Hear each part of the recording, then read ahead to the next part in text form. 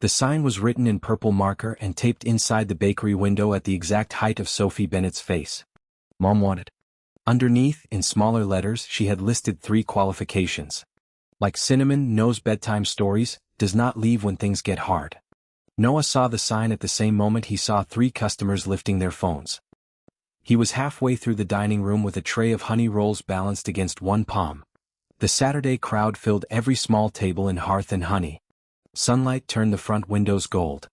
Behind the counter, the espresso machine hissed, the oven timer rang, and his mother said a word she had taught him not to repeat around Sophie. "Sweetheart," Noah called carefully. "Where did that come from?" Sophie stood beside the window in her yellow cardigan, one hand still holding the tape dispenser. At 8 years old, she had already learned that adults became suspiciously gentle when they were frightened. "I made it. I can see that," Mrs. Alvarez said, asking clearly. "Is better than expecting people to guess." One of the customers laughed. Another aimed her phone directly at Sophie. Noah set down the tray. The bell above the door rang before he reached the window. Conversation thinned, then stopped. Evelyn Thorne stepped into the bakery wearing a deep navy suit and the expression that had made 400 employees sit straighter at the Thorne Urban Holdings annual meeting. Her dark hair was pinned low at her neck. A slim leather folder rested beneath one arm. She had come to discuss the future of the building, which was another way of saying she had come to discuss how long Noah had left inside it. Caleb Thorne followed her through the door with a company attorney and 2 members of the redevelopment team. Evelyn looked at Noah. Then she looked at the phones. Finally, she read the sign. Her face did not change until she reached the 3rd qualification. "Does not leave when things get hard." She crossed the room. Noah expected her to ask for privacy. Evelyn preferred difficult conversations behind closed doors where every word could be measured and no one could mistake control for hesitation. Instead, she crouched in front of Sophie. "Did your father approve this vacancy?"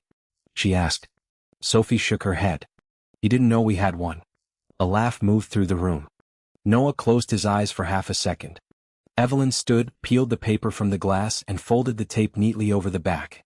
"Then the listing is premature," she said. Sophie frowned. "That means too early. Correct? Are you throwing it away?" Evelyn held the sign between 2 fingers. The phones were still recording. Caleb had gone very still near the door. "No," Evelyn said. "The position is filled." Noah nearly dropped the tape dispenser Sophie had placed in his hand. Evelyn stepped behind the counter, removed her suit jacket, and reached for the spare black apron hanging beside the bread rack. "Where do you need me?" 22 days earlier, Noah had believed the most dangerous document in his bakery was the new supplier invoice for butter. He had been wrong. The letter arrived at 6:14 on a Tuesday morning, tucked beneath the front door while the first sourdough loaves were cooling on wire racks. Noah found it with flour on his forearms and a pencil behind one ear. The envelope was thick, cream-colored, and stamped with the dark silver mark of Thorne Urban Holdings. His mother saw the logo from the kitchen. "If that is another invitation to a luxury apartment launch," Irene Bennett said, "tell them I already have a home and no desire to live above a fountain." Noah opened the envelope. It announced that Thorne had acquired all 6 Marlowe Row buildings and proposed vacancy in 11 months. Irene came out wiping her hands on a towel. "How bad?" "They are calling it an invitation." "That bad?" Hearth and Honey had occupied number 18 for 39 years. Noah had learned fractions by cutting pastry dough. After Claire died, its timers gave every hour a requirement grief could not change. Irene read the letter twice. 11 months is not tomorrow," she said. "It is not long enough to recover a relocation." "I didn't say we should relocate." Noah looked toward the tin ceiling, the old brick walls, and the front window his father had installed himself. "We cannot buy the building at a redevelopment valuation." Then stop trying to solve the last page before breakfast. Sophie came down the narrow stairs from the apartment above the bakery with one sock on and her hair pointing in 3 directions. "Why are you making the meeting face?" Noah folded the letter. "What meeting face?" "The one where your eyebrows become a roof." Irene kissed the top of Sophie's head. "A company bought our building." Noah gave his mother a look. Irene shrugged. "Children can survive nouns." Sophie considered the information. "Did they buy our oven? Our recipes? The apartment?" Noah hesitated. Irene answered, "They bought the walls around all of it." Sophie looked at the brick beside the pastry case and pressed her palm against it as if checking whether it already belonged to someone else. That afternoon, Noah attended the tenant briefing in the ballroom of the Thorn Crown Hotel. Owners and residents from all 6 buildings sat beneath chandeliers while a glass replacement for their street rotated on a screen. Caleb Thorne presented first, polished and confident. "Marlowe Row is structurally underused," he said. "The proposal adds housing, public space and permanent jobs." Mrs. Alvarez raised her hand. "Public space after the public leaves?" A murmur passed through the ballroom. Then Evelyn Thorne rose from the first row. Noah had not seen her in 14 years. At 19, Evelyn had studied at Hearth and Honey until closing. She and Noah spent one summer measuring old buildings for a preservation course. He remembered a girl who laughed only when she forgot to prevent it. The woman standing beneath the ballroom lights had not forgotten anything in years. "The proposal is one option," Evelyn said. "Structural and community impact reviews will happen before the board authorizes demolition." Her gaze moved across the room and stopped on Noah. Recognition reached her face slowly, like light moving beneath ice. "Mr. Bennett. Miss Thorne." Caleb glanced between them. "You know each other?" "We took a preservation studio together," Noah said. Evelyn closed the folder in front of her. "Mr. Bennett was the only student who could tell lime mortar from Portland cement without touching it." "You said I was guessing." "You were irritatingly correct." Noah leaned back. "Is the bakery one of the options under review, or is the review an option?" Whatever memory had softened Evelyn disappeared. "Everything on Marlowe Row is under review." "That was not my question." Noah waited until the meeting ended. Around him, tenants surrounded relocation officers and collected packets. Evelyn spoke quietly with the company attorney near the stage. He approached when they were alone. "You knew the acquisition included Marlowe Row. For 6 weeks. You could have called. Before the transaction closed, I was restricted from notifying individual tenants. After it closed, the letters went out this morning." "That is not what I asked." Evelyn looked toward the emptying room. "You are right." The admission unsettled him more than a defense would have. She opened her folder and removed a smaller envelope. "This includes a fitted East Market storefront, 18 months without base rent, moving costs and a purchase option." Noah did not take it. "You prepared that before the letters went out." "For me?" "Yes." "You still think an offer becomes fair if it is generous enough?" "I think a business with 40 years of local equity deserves more than the statutory minimum." "Then protect the location where that equity exists." "I cannot promise that. But you can choose a new location for me. Calculate the rent and decide when I should become grateful." Her hand lowered, though she did not put the envelope away. "I'm trying to make sure you have an option. You did not ask what I wanted. It might have changed this conversation." "The offer remains available," she said. Noah walked away without taking the envelope. At the bakery that evening, Sophie was doing long division beside a cooling rack. Noah tried to explain the meeting without turning uncertainty into a promise. "They may keep the buildings," he said. "They may change them. We have time to make a plan." "How much time?" 11 months. "Is that a lot?" "For a goldfish, yes. For us. We are not goldfish." She gave him the look children reserved for adults wasting language. Irene set a bowl of soup in front of Noah. "Evelyn Thorne was there?" He looked up. "You remember her? She lived on almond tea and apricot scones for 2 summers. "Of course I remember her. She offered to move us to East Market." Irene sat across from him. "That is expensive. It is also not here." "Both can be true." Noah tore a piece of bread in half. "You think we should accept?" "I think you become angry whenever a choice arrives before you are ready to make it. We have a right to remain." "Perhaps. But remaining and refusing to move are not always the same thing." Sophie looked between them. "Is Evelyn the woman who owns our walls?" "Her company owns them," Noah said. "Is she mean?" "No." The answer came too quickly. Irene noticed. Sophie noticed Irene noticing. "Is she nice?" Sophie asked. Noah considered the cream envelope still tucked beneath his arm. "She is efficient." Sophie nodded gravely. "That means you do not know." Evelyn returned to the bakery 2 mornings later with a structural engineer, a tablet and shoes that had not been designed for flour. Noah was shaping brioche at the back table when she entered the kitchen. Public area is through the other door, he said. The engineer needs access to the basement. The basement needs sympathy. It will receive measurements. The engineer hid a smile. Noah led them downstairs and pointed out every cracked repair and damaged joist before the engineer found it. Evelyn watched him trace a repaired joint with his thumb. You still read buildings, she said. Buildings say what happened to them. People do too. Not always accurately. The engineer moved ahead to photograph the boiler room. Evelyn lowered her voice. Why did you leave restoration work? I did not leave. I came home. My father got sick. Then Claire was pregnant and the bakery needed another pair of hands. Evelyn glanced down. I heard about Claire. Most people did. I wrote to you. Noah remembered the careful letter among the sympathy cards. It had asked for no answer. I know. You did not reply. I did not reply to anyone for a while. That was not an accusation. It sounded measured enough to be one. Footsteps sounded above them. Dad. Sophie called from the basement stairs. Down here. She appeared with her backpack half unzipped. Grandma said to tell you the mixer is making the death noise. It has 3 death noises. Which one? Sophie imitated a grinding motor so accurately that the engineer laughed. Then she saw Evelyn. Are you the efficient wall owner? Noah pressed his lips together. Evelyn's eyebrows rose. That description contains 2 factual problems.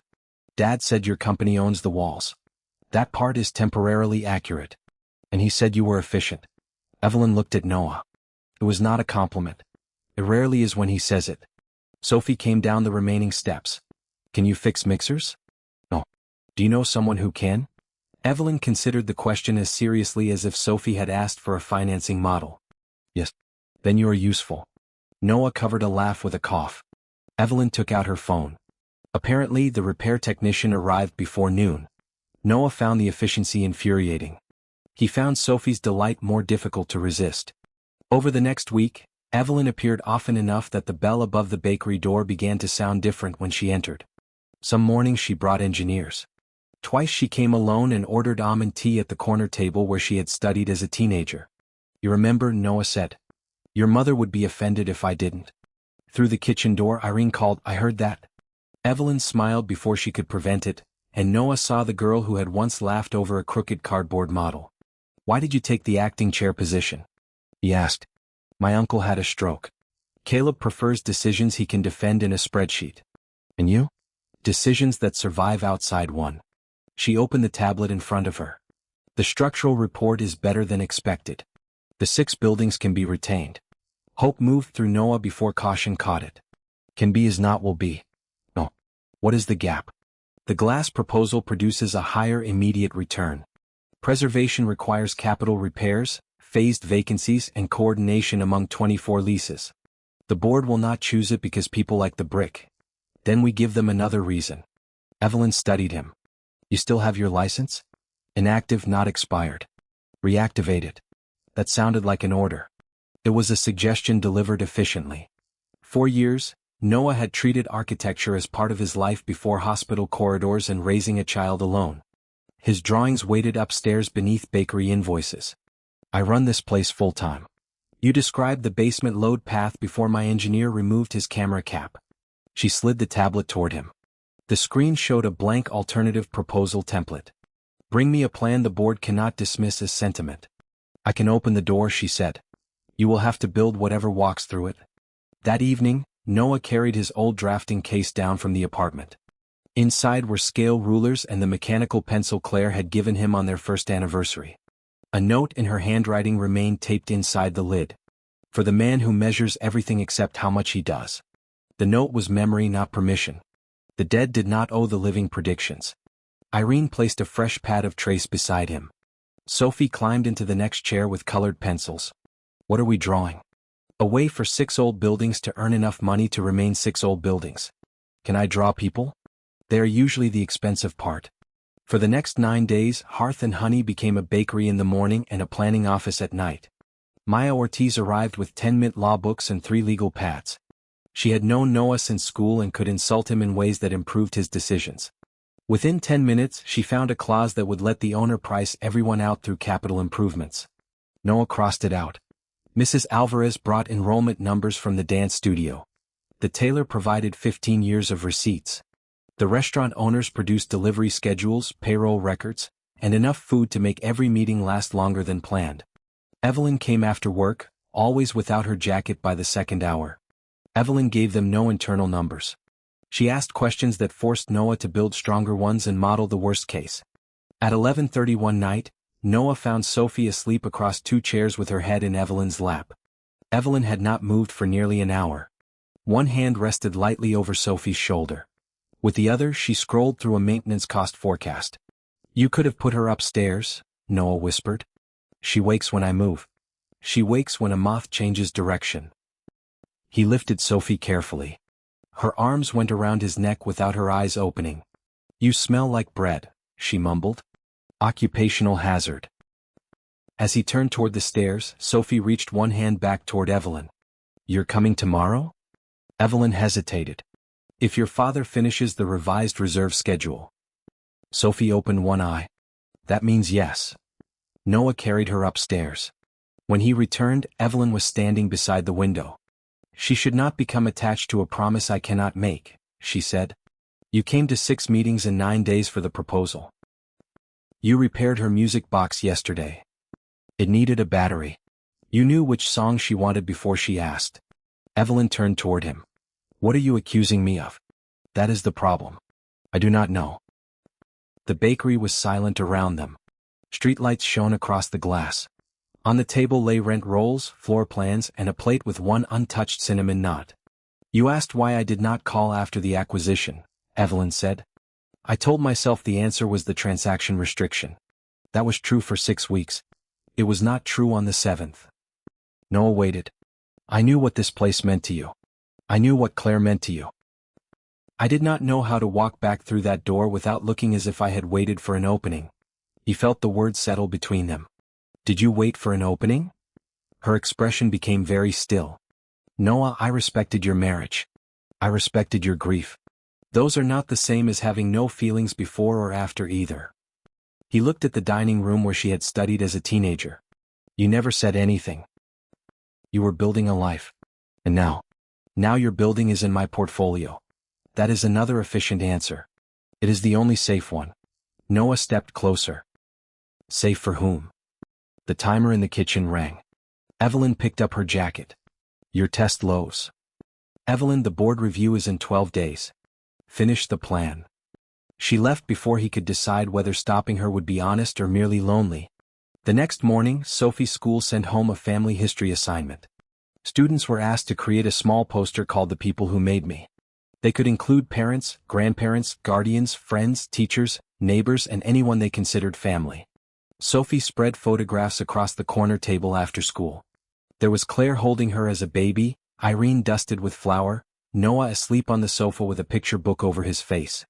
Mrs. Alvarez at a dance recital, Maya holding a birthday cake that leaned dangerously to one side.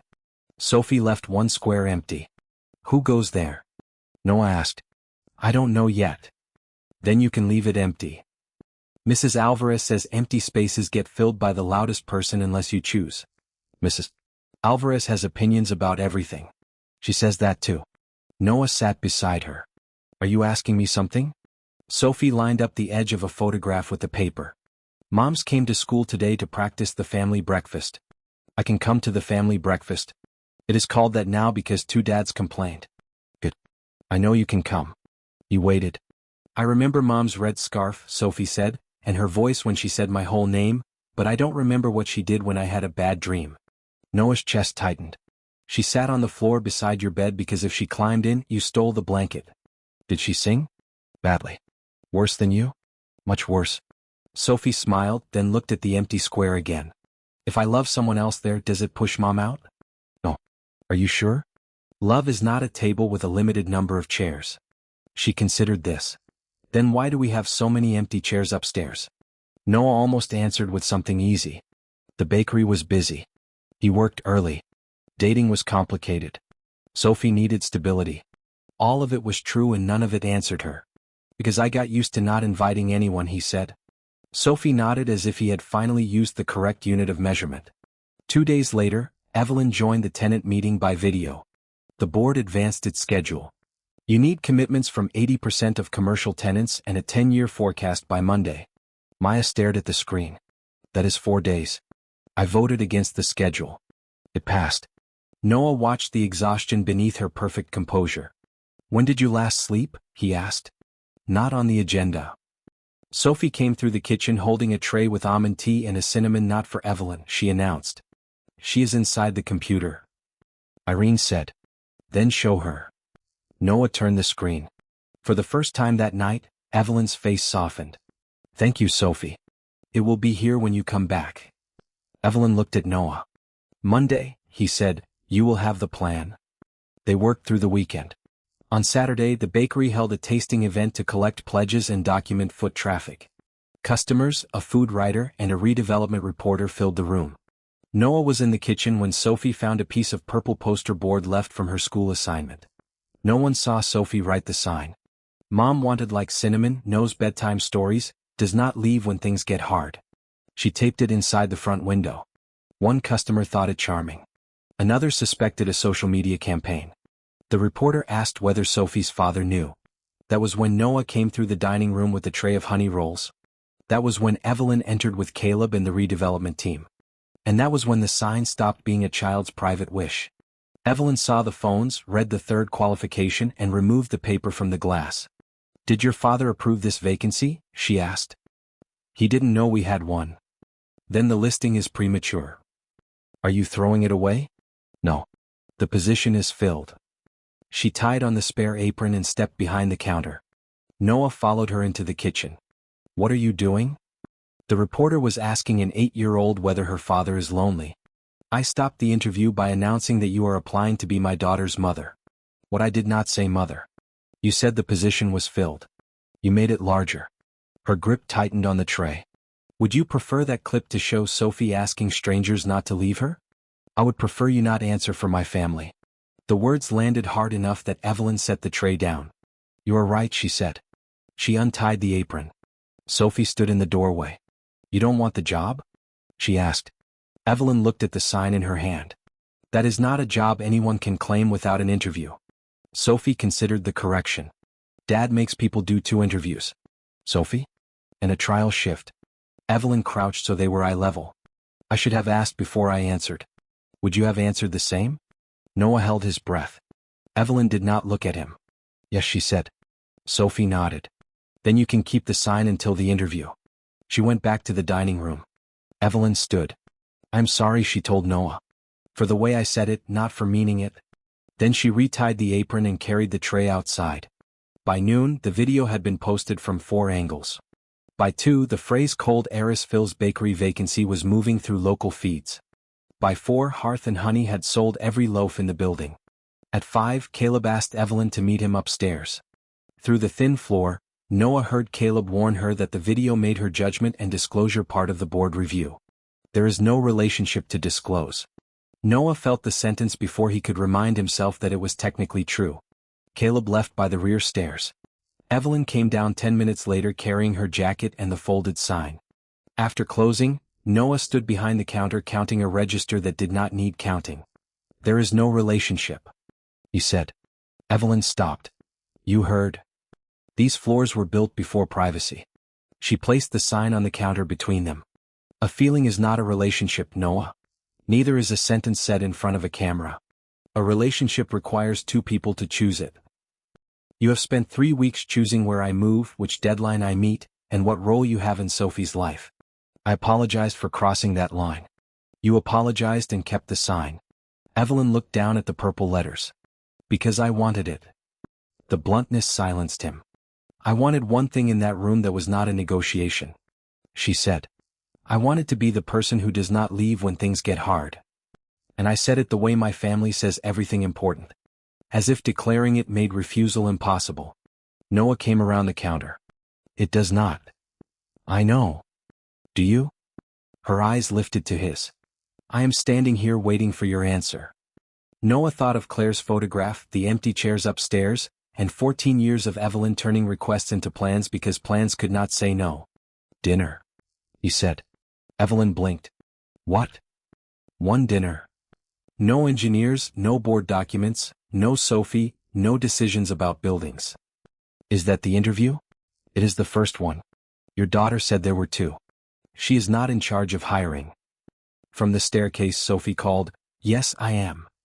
Noah looked toward the stairs. Evelyn laughed. This time she did not stop herself. Their first dinner took place late Sunday at a small restaurant where no one recognized Evelyn. She arrived before Noah and noticed his watch was still set 3 minutes fast. "You remember too much," he said. "I spent a long time pretending I remembered less." For 20 minutes, neither mentioned Thorne or Marlowe Row. Noah told her about Sophie refusing to eat any vegetable described as baby. Evelyn admitted she could not cook rice without turning the bottom into masonry. When the food arrived, Evelyn put her phone face down. "Tell me about Claire," she said. Noah's hand paused around his water glass. Most people treated Claire's name like a structural weakness. Evelyn said it plainly. "What do you want to know?" "Whatever you would want me to understand if this becomes more than dinner." He looked at her for a moment. She was impatient. She sang too loudly in the car. She could make 5 decisions while I was still defining the first problem. She hated early mornings and married a baker anyway. Evelyn listened without arranging her expression. The last year was medication schedules and fear. After she died, people called me strong because I kept doing visible things. "You raised Sophie." The whole street helped. Endurance became convenient. If I was the man who endured, I never had to admit I wanted something. Evelyn traced one finger along the edge of her napkin. "I wanted you at 19. He gave her a surprised smile. "You barely spoke to me. I corrected your drawings for an entire summer. You corrected everyone's drawings. Not after midnight." Noah laughed softly. "Why did you never tell me?" "My father called affection debt with poor security. I learned that admitting attachment gave people a map of what to threaten. Hearth and Honey was one of the few places my mother took me after she left him," Evelyn said. "Your mother let us sit for hours when we could afford 1 pot of tea. I did not know that. I made sure you did not. It was cowardly." Noah reached across the table. He did not take her hand. He placed his palm upward between them. Evelyn looked at it, then she chose. Her fingers settled into his. They stayed until the restaurant stacked chairs around them. The preservation plan was submitted Monday at 8:53 in the morning, 7 minutes before the deadline. It proposed a 20-year master lease to a tenant cooperative, phased restoration of the 6 buildings, for new apartments and unused upper floors, and shared service spaces that reduced operating costs. Historic tax credits and energy grants lowered the first-stage capital requirement. Percentage rent gave Thorne additional upside if revenue grew. Noah did not pretend the numbers were safer than demolition. He showed that they were competitive over 12 years and less exposed to construction delays. Evelyn accepted all 812 pages in the Thorne headquarters lobby. She challenged the wholesale forecast and permit contingency. Noah had an answer for both. For the first time since the acquisition, she looked proud rather than relieved. "The board presentation is Friday. Will you vote?" "Yes." Legal reviewed the situation. "A viral sentence is not a financial interest." She glanced toward the security desk. "Come upstairs. That sounds less affordable. I want to show you something." In her office, Evelyn opened the original acquisition model on a wall display. 2 options appeared side by side. One was the glass redevelopment. The other was an early preservation scenario prepared before the tenant letters went out. Noah moved closer. "You had a preservation model. I asked the strategy team to create it during due diligence. The first preservation model failed the return threshold by 9%. So, you bought the block knowing the board would choose demolition. I bought the block because another bidder intended to issue 90-day notices after closing." Noah turned toward her. "You could have told me after." "Yes." The same failure again. Care hidden inside control. A generous act delivered without consent, leaving everyone else to discover the price later. "Why didn't you?"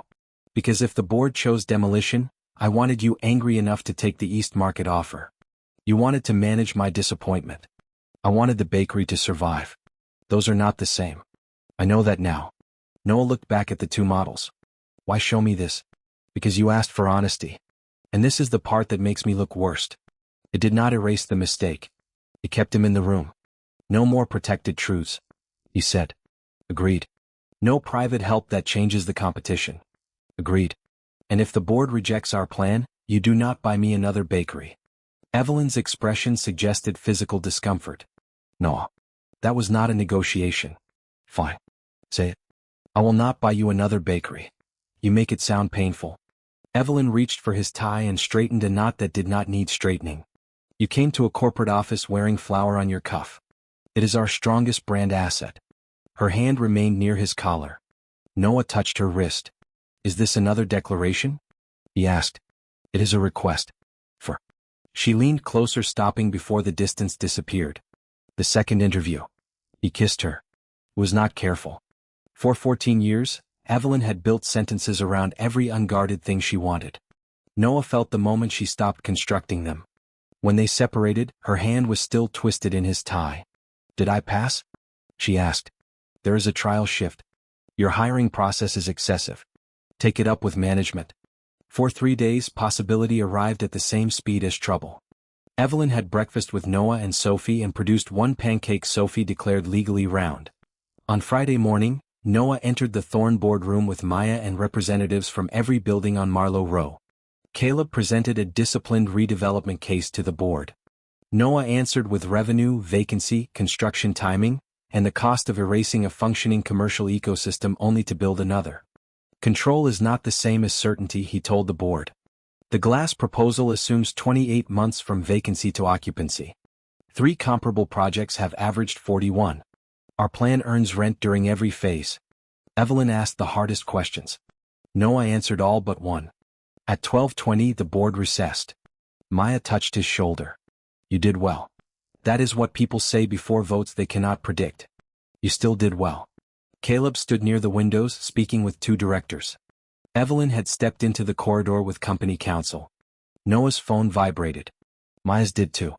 Then every phone in the room began to move. A local business account had published 3 internal slides from Thorn's communications department. One slide showed the viral video. Another was titled, Community Sentiment Opportunity. The last used Evelyn's words in large type. Position filled. Humanizing the Thorn brand. Noah read the phrase twice. Suggested tactics included a family-focused campaign around the preservation vote. The slide was dated 2 days after the video. Evelyn returned to the room. She saw the phones and stopped. Caleb opened the post. Color left his face. Who approved this? He asked. Evelyn did not answer him. She crossed the room to Noah. I have never seen those slides. Your communications department made them without my approval, but with enough access to build a campaign around my daughter. I will find out who authorized it. Noah put his phone on the table. That is the problem. Your answer to everything is that you will take control. What would you have me do? Step out. The room went quiet. Evelyn looked at him. From the investigation, from the vote, the slides make the conflict real, he said. If you vote for preservation now, every director can say the proposal is a branding decision. If you vote against it, they can say you are protecting yourself. Either way, Marlowe Row becomes part of your defense. My vote may decide the outcome. I am asking you to stop making your presence the condition of its survival. Pain crossed her face before control covered it. And us. Noah lowered his voice. Sophie is not a campaign. She is not a promise you can make in public and explain in private. Until I know who turned that moment into a strategy, there cannot be an us. I told you I did not approve it. I believe you. That hurt her more. Then why? Because believing your intention does not remove the damage around it. The board secretary called everyone back to their seats. Evelyn stood in the center of the room with the folded purple sign still inside her leather folder. Then she walked to the table. Before deliberations begin, she said, I am recusing myself from discussion and vote on both Marlowe Row proposals. The leaked communications material creates an appearance of personal and reputational conflict. Independent counsel will investigate its origin. She named Caleb acting chair and closed her tablet. Noah watched her leave the room without looking back. The remaining board delayed the vote for 7 days. By evening, the communications vice president admitted his team had created the slides without authorization. Evelyn accepted his resignation and appointed outside counsel. She did not call Noah. She did not come to the bakery. For the first time since the acquisition, she did not try to move the next event into place. Sophie asked about her on the second day. Is the trial shift over? Noah was rolling croissant dough. It is paused. Did she burn something bigger than pancakes? No. Did you? Maybe.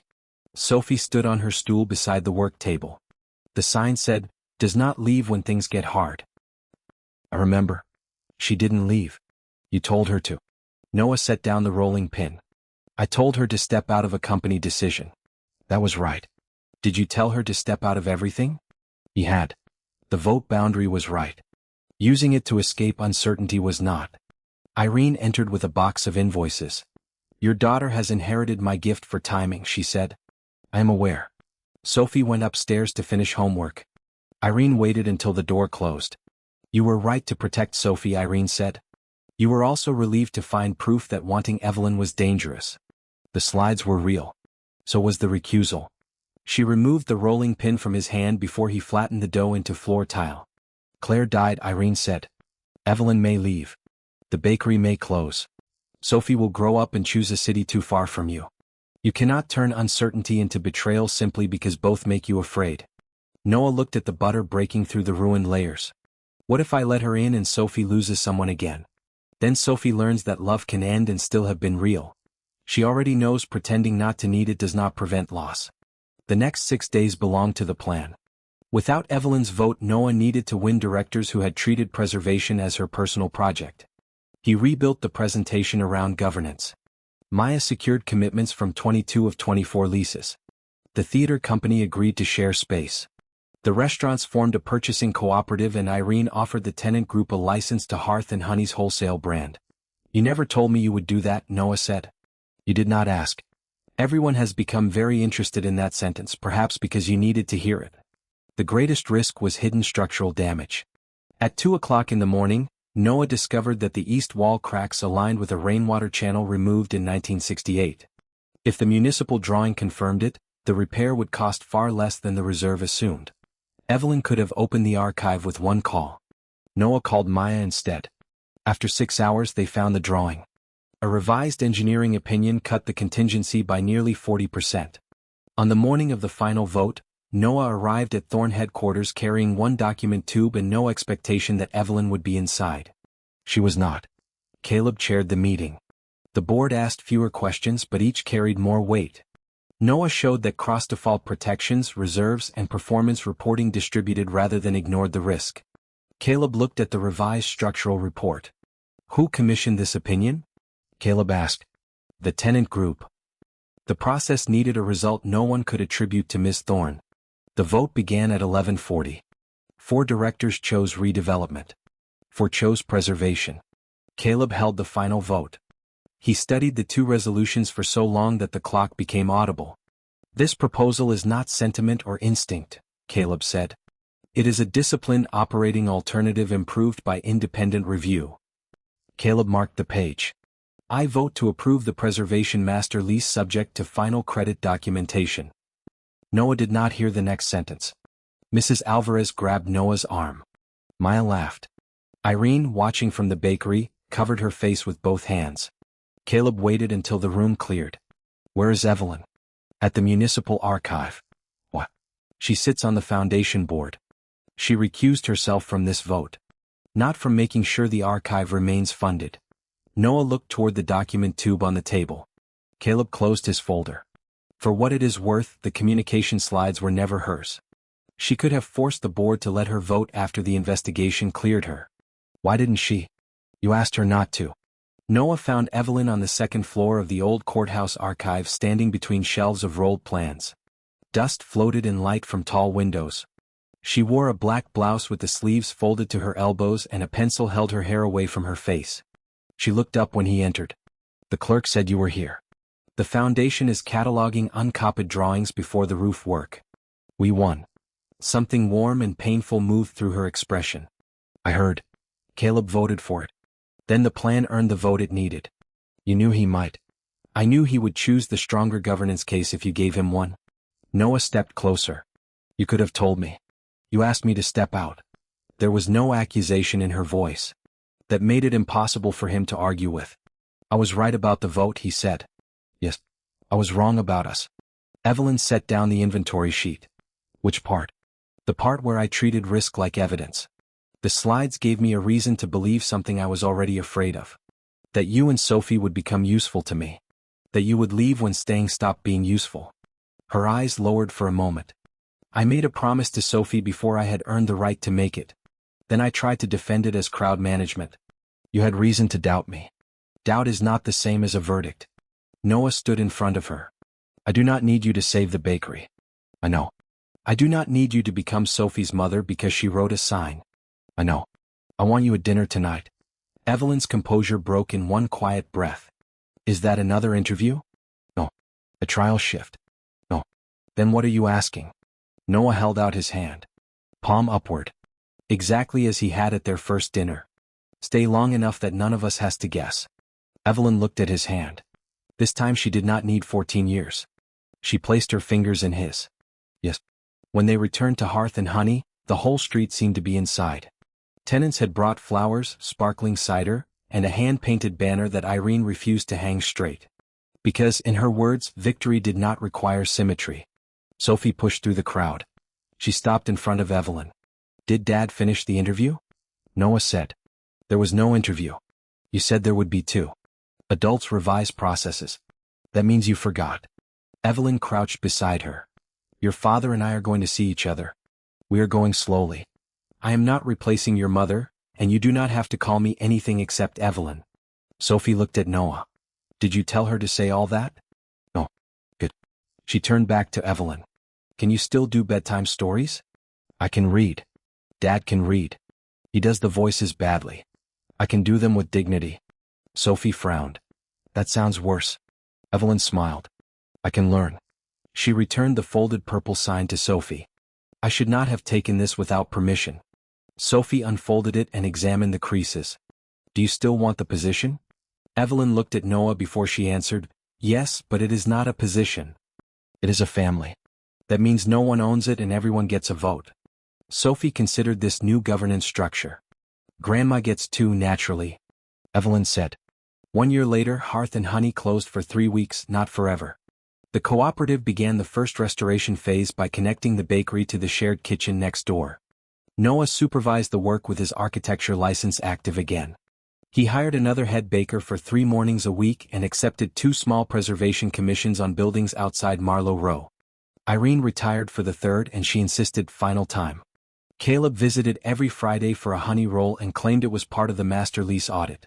Evelyn remained acting chair until the board elected her permanently. She changed the acquisition process so community impact reviews began before purchase approval, not after tenant letters. The policy did not make every project gentle. It made the decisions honest earlier.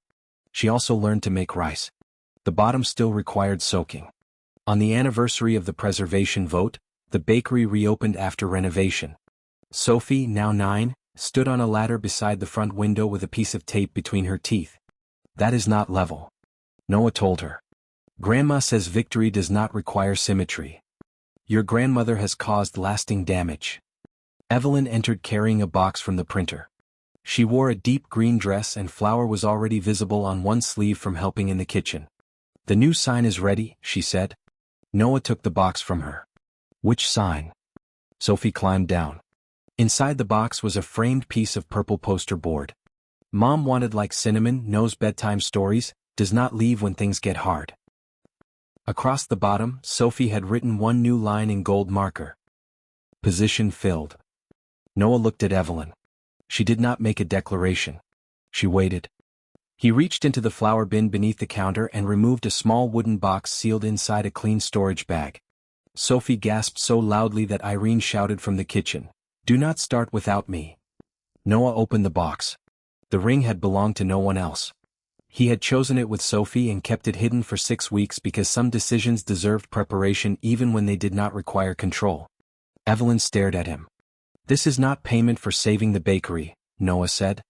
I know. It is not an answer to a child's advertisement. I know. It is not because I am afraid you will leave. Her eyes shone. Then why?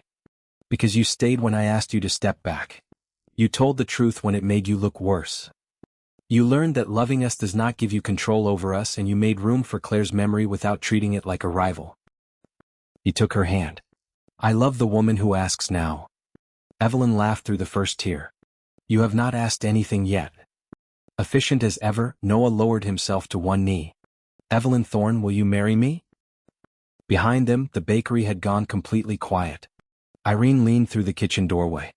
Caleb stood near the railway clock holding a coffee he had forgotten to drink. Mrs. Alvarez had both hands pressed over her mouth. Sophie held the framed sign against her chest. Evelyn looked around the room that had once been the only place her mother could afford to sit without being asked to leave. Then she looked down at Noah. Yes, she said. If everyone gets a vote. Sophie raised one hand. I vote yes. Irene raised both. I have too. Laughter moved through hearth and honey. Noah slid the ring onto Evelyn's finger and stood. She kissed him before the phones came out. Later, after the first celebration and the second tray of honey rolls, Sophie hung the framed sign inside the window. The bakery lights reflected over the gold words, position filled. Not because an heiress had claimed it, not because a father needed rescuing, not because a child had placed a vacancy in purple marker.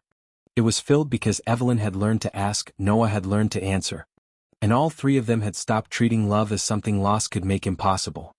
Outside, Marlow Road glowed beneath the old street lamps. Inside, no chair was empty.